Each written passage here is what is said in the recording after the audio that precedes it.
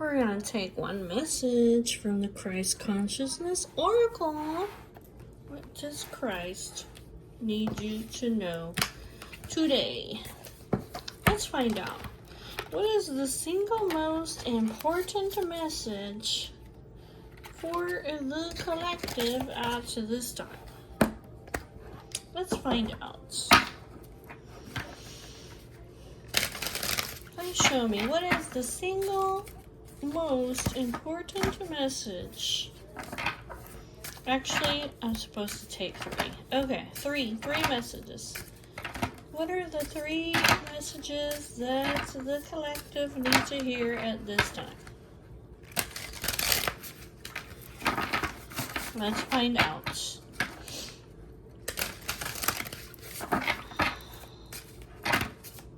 What are the 3 most important messages that the collective needs to hear today? The Holy Grail, the Sacred Union. Okay.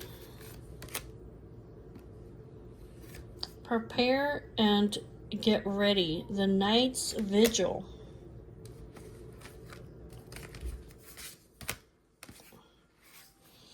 Catalyst and Soul Contract.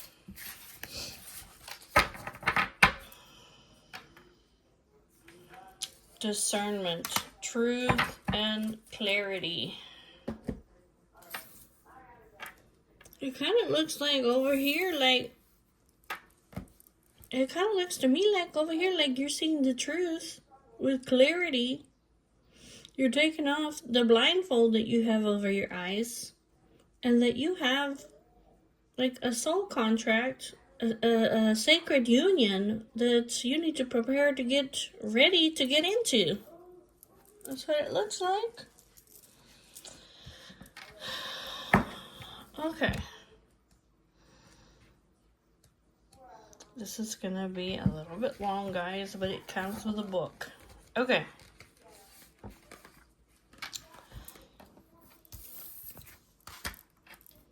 So this is what you need to know, okay? You may be facing an issue where discernment is key, and you need to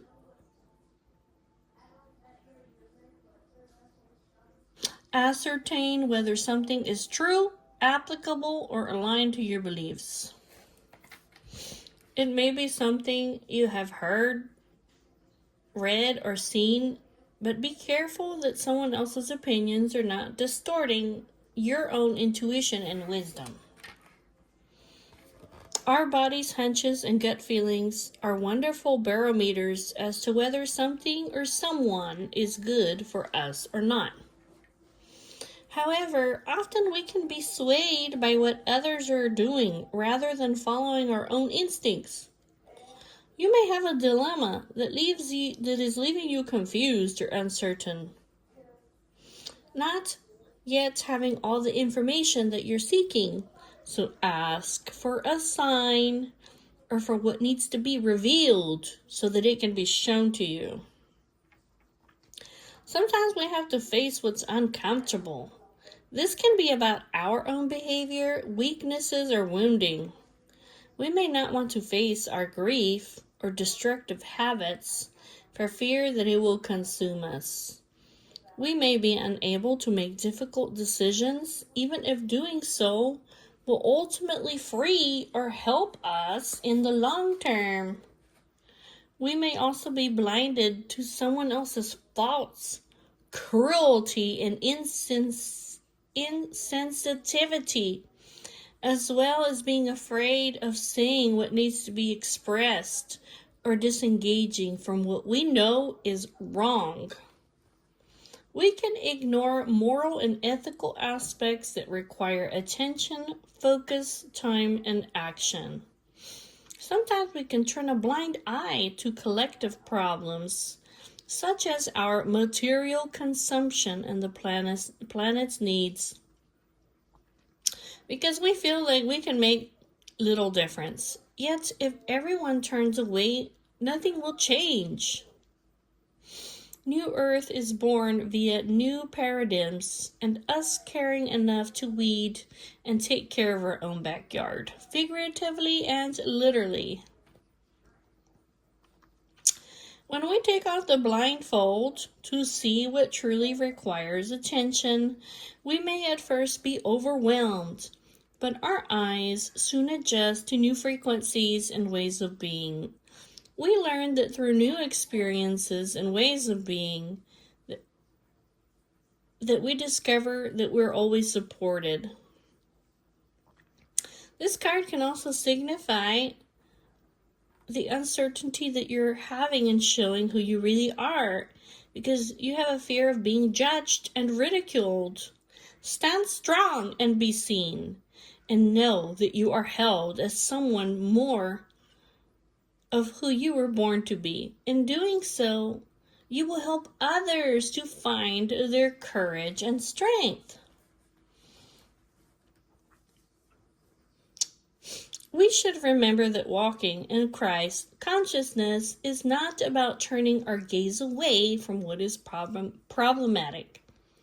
Jesus mixed with people whom others rejected, refusing to abide by unjust laws and norms that deemed them as outcasts. His conversation with the woman at the well shows him unconcerned that she was drawing water alone. The woman had been shunned for having 5 marriages, nor he was not concerned about interacting with the Samaritan, being himself a Jew. He saw who she truly was, since he had no blindfold on. In this and many other incidences in the Gospels, he showed the importance of bearing witness to a person's potential, goodness, light, and beauty. We do that the best when we can look past transgressions, mistakes, and someone's humanness to see their soul via their eyes. You may also have a dilemma that leaves you confused or uncertain, not yet having all the information that you seek. Ask for a sign and for what needs to be revealed so that it can be shown to you. Signs can be anything, such as seeing a random feather, as depicted here, or anything that you give significance to, such as a number sequences such as 444, 222, etc., all of which imply a code or meaning that you may link to it.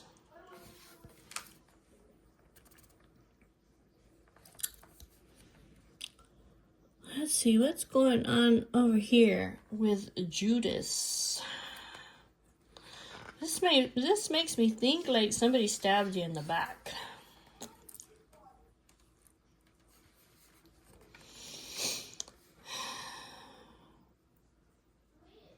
Something maybe as a catalyst.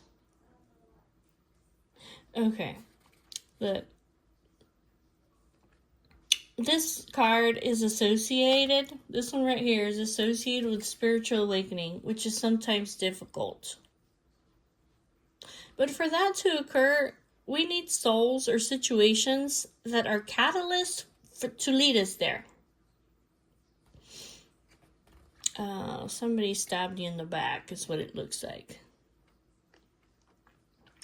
Okay, look, the partner who cheats, so we learn self-worth. The redundancy that leads to a new career. The absent parent who teaches us independence. Or the disloyal friend who reveals who our real friends are. Or the illness that teaches us to make the most out of each day. This card highlights the soul contract of Judas and asks us to see it was as important as the more historically loved characters whose roles were easier to praise and understand. Identifying who or what has played a Judas archetype in your own life teaches us more about ourselves and our contracts, as well as those who awaken and serve our growth through a more difficult role. If you think about it, without Judas, there would be no crucifixion, and without that, there would have been no rebirth. Jesus truly understood that someone had to betray him for his destiny to be fulfilled. He told Judas to do it quickly, and when kissed on the cheek by him and met by a crowd with staves and swords, admonished even his other disciples for using force to stop what needed to occur. Judas, as emissary, he was someone sent on a special soul mission, deserves no vilification but love, appreciation, and understanding. So picking this card today suggests that there may be someone in your life, a situation, or an event that has very deeply affected you, and that you may have been betrayed in some way. But as difficult as this experience is, they can rebirth us into something new. In time, we will look back and note we are who we are today because of them. We are given important opportunities, for example, to forgive, to let go, and accept, as well as find compassion for the one who acted cruelly. You may be going through this metamorphosis right now, and if so, be gentle with yourself. Rebirth takes time. Often only when we know another's story do we understand their behavior, how they were raised, what circumstances they lived through, their unhealed drivers and wants. If we look at Judas, he was driven by money. The 30 pieces of silver gave him no satisfaction, pleasure, or enjoyment. None of us like to be the one who is hated and vilified. We like to be the hero, yet you can't have one without the other. Both Judas and Jesus were tied into God's divine plan to show something far bigger, the resurrection energies that are carried within us all. If we look at this card, we will see conflict and confusion on Judas' face, because soul contracts are seldom easy when they arrive, and a veil of amnesia is often present where we forget what we signed up for. However, if we can soften our stance to Judas and aspire to the forgiveness and respect that Jesus had for him, do what you have to do. We can start to model that in our lives too. To see Judas events or relationships as vehicles that deliver us from an old version of ourselves to the new, and to teach us much along the way.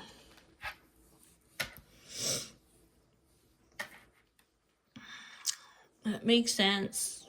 You're seeing the truth with clarity. You've taken your blindfold off, and you're seeing over here that you have a Judas or Judases in your life that have stabbed you in the back. But to this, what it's saying is that this person was important for you to catapult you, because it looks like you're over here going into some kind of sacred union. Okay.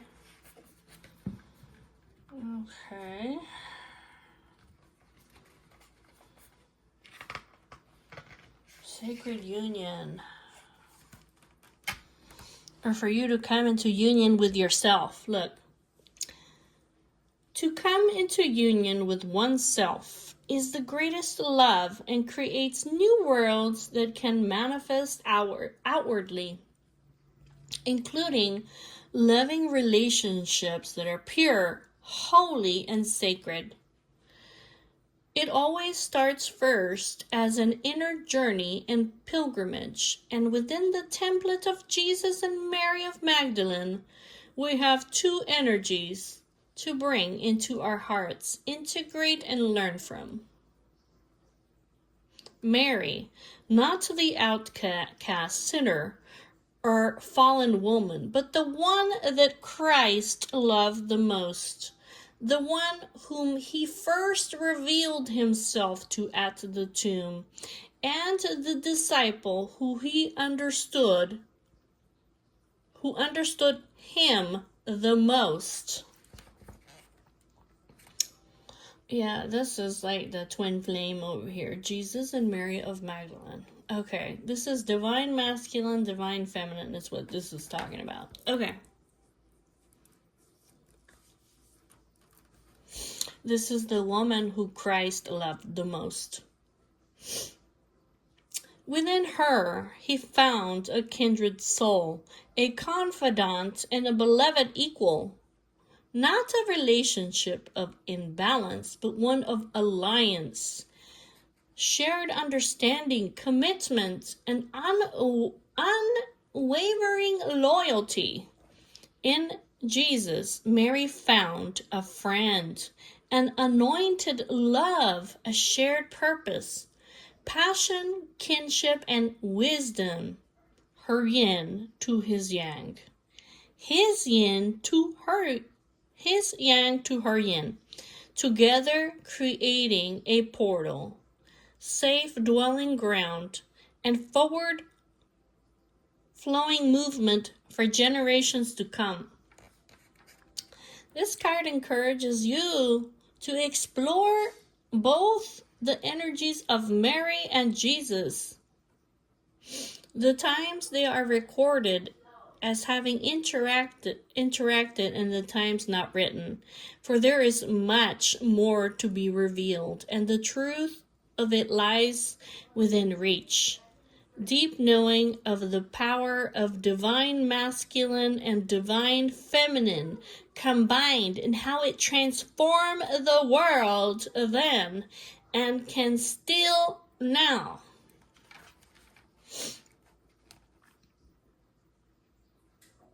The Vesica Pisces symbol between them illustrates the potential that exists when two fully formed whole energies intersect and create something new, unique, and unexplored. Such magic materializes out of space, time, and other dimensions. It is the birth that transcends and liberates everything that it touches. You may be working on the creation of something new, be it a baby, a project, a skill, or a craft. And to do so successfully requires the merging of both your feminine and masculine energies. This means to do as well as to care, to focus as well as to rest, and to proceed and to make time to pause, to be clear and direct, but also soft and open. It is in this balanced energy that fertile new growth occurs that is sustainable, lasting, and true. You may be also seeking healing within relationships, looking to understand the art of giving and receiving, of being held and allowing space, opening and allowing someone in. Additionally, you may feel as though sacred love is elusive and hard to find, having built up your walls of mistrust or miscommunication to protect and prevent yourself from getting hurt. Again, You're being encouraged to practice self-love, to heal the broken and damaged parts of yourself, and learn to love yourself no matter what. Your worth is not based on anyone else's approval of recognition, since God Himself loves you unconditionally. And if you do not love yourself, how can you expect another to? Jesus and Mary teach us how to truly acknowledge our divinity and presence, and they also urge you not to turn away from your scars or parts of yourself that you judge. None of us are perfect. Our flaws, mistakes, and broken bits, that's what makes us human.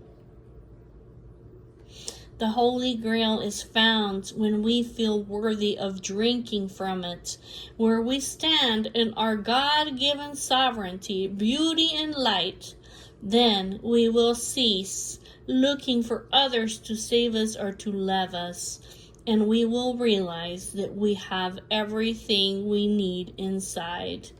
This new understanding and incidence will then be mirrored back to us.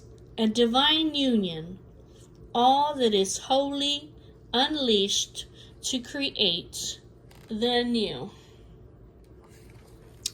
Yeah, I actually do feel, though, like who I'm talking to is a divine feminine or divine masculine, and somebody has stabbed you in the back. It's to lead you to this union.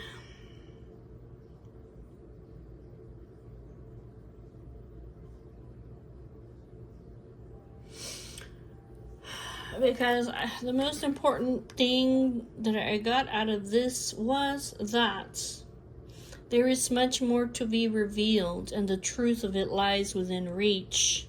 The deep knowing of the power of the divine masculine and feminine when it is combined, and how it transformed the world then and how it will now. So you're merging over here with somebody literally to change the world. That's what it's saying. Get prepared and get ready. Oh shit. Get prepared. Get ready. Okay. Ooh, you need to prepare yourself. In the days of old, before being knighted, a squire, typically a nobleman, would spend time preparing himself in vigil. This would be an enforced period of no sleep. Vigil comes from the Latin word vigila, meaning waitfulness. He would cleanse his body, focus on prayer and on his connection to God, and reflect on the moral and ethical code that he would swear allegiance to. Vigils through the ages have also taken place before key events, religious ceremonies, and battles. I don't even know how to say this word. At Gethsemane, Jesus spent time in prayer, alert to what was to come, knowing that his battle would be physical, emotional, and spiritual. The crucifixion ahead would test him to his limit, and he required time to gather his strength, to be ready to face it, knowing that it would also be his greatest triumph despite its challenge. When the disciples with him fell asleep, he rebuked them, knowing how vital it was to prepare for the coming hours. Indeed, Jesus elsewhere readies them for their future respective missions, knowing that he would not be physically around. This is a key component to this card's message, to create time and space to prepare and align for God for the next stage to come.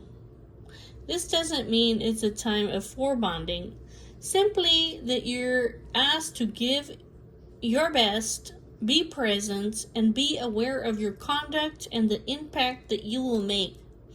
Living by a code that is resonant to your beliefs is highlighted right now. To stand for something, to align to a belief, to aspire to live your life by higher ideals than you set, and also to hold yourself accountable. Many of the qualities that knights of the old held dear were nobility, grace, loyalty, courage, honor, integrity, humility, humbleness, and faithfulness are ones that our world sorely need modeled again. You're being invited to hold them dear to your heart and inspire others who may have forgotten that they're even important. You can do so even if the same respect is not given to you. In the world, there are many who are selfish, vain, and egocentric. Living by a selfless, heart-centered code is empowering, and it is divinely supported.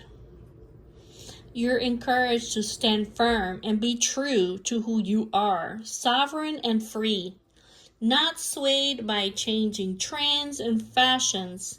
You may be understood and you may feel alone, yet draw to you a band of like-minded brothers and sisters, such as King Arthur did with his 12 knights of the Round Table, and as Christ did with his 12 apostles. Belonging to something and sharing a common belief and remaining steadfast to a vision is important. New friendships and alliances may soon arrive, as well as parting of the ways with those who will not walk with you any further. Changes here, and focus, determination, and a willingness to serve are highlighted. You will be guided by God and your soul self. And it is often said that when the student is ready, the teacher appears, and this is such a time. Learning new skills and expanding your knowledge. Let go of any part of you that feels incapable, unworthy, or not up to the task. Everyone has flaws, yet the path of the knight is toward self-development, knowing that from failure comes strength and wisdom, just as much as victory and fortitude. Sink into the quiet vigil, meditation, and prayer. Gather your thoughts and collect back scattered parts of yourself and become whole and centered. Your life and how you conduct it matters, and you are deeply appreciated and loved. Be at peace with all that is to come. You will conquer all that is ahead. Alright guys, well that was a very interesting message, wasn't it? I'll see you guys later. Bye-bye.